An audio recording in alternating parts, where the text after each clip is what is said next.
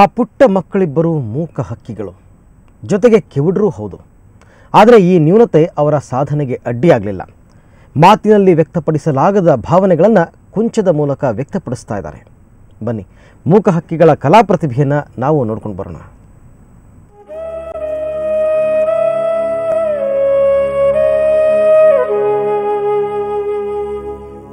ಹೀಗೆ ತನ್ಮಯರಾಗಿ ಚಿತ್ರವನ್ನ ಬಿಡಿಸುತ್ತಿರೋ ಈ ಪುಟ್ಟ ಮಕ್ಕಳ ಹೆಸರು ಪ್ರತಿಭಾ, ಪ್ರದೀಪ್. ಬಾಲ್ಯದಿಂದಲೂ ಚಿತ್ರಕಲೆಯತ್ತ ಆಸಕ್ತಿ ಬೆಳೆಸಿಕೊಂಡ ಈ ಇಬ್ಬರು ಮಕ್ಕಳಿಗೆ ಮಾತು ಬರಲ್ಲ, ಕಿವಿಯೂ ಕೇಳಲ್ಲ. ಬದುಕಿನಲ್ಲಿ ಚೇತರಿಸಿಕೊಳ್ಳಲಾಗದ ನೋವನ್ನು ಕಲೆಯ ಮೂಲಕ ಮರೆಯುವ ಪ್ರಯತ್ನ ಇವರದು.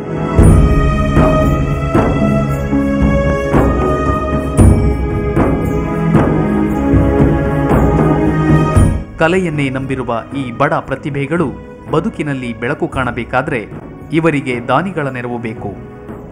ಇವರು ಎಲ್ಲ ಮಕ್ಕಳಂತೆ ಸಾಮಾನ್ಯವಾಗಿ ಮಾತು ಬರಬೇಕಾದ್ರೆ ಕಿವಿ ಕೇಳಬೇಕು, ಅಂದ್ರೆ ಚಿಕಿತ್ಸೆ ಆಗಬೇಕು. ಪ್ರದೀಪ್ ಕುಮಾರ್, ಪ್ರತಿಭಾ, ಅಮ್ಮ ಅಮ್ಮ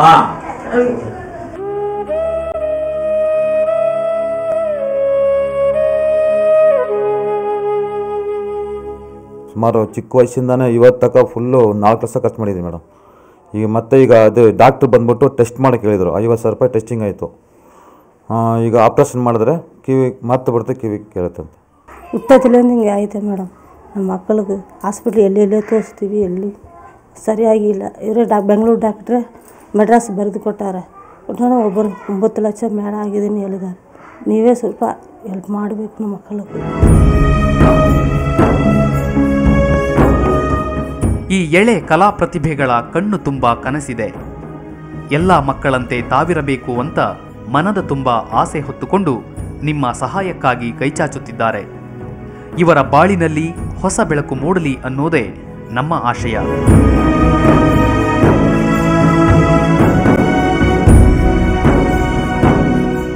ಮಮತಾ ಮರ್ಧಾಳ, ಸುವರ್ಣ ನ್ಯೂಸ್ 24/7 ಬೆಂಗಳೂರು.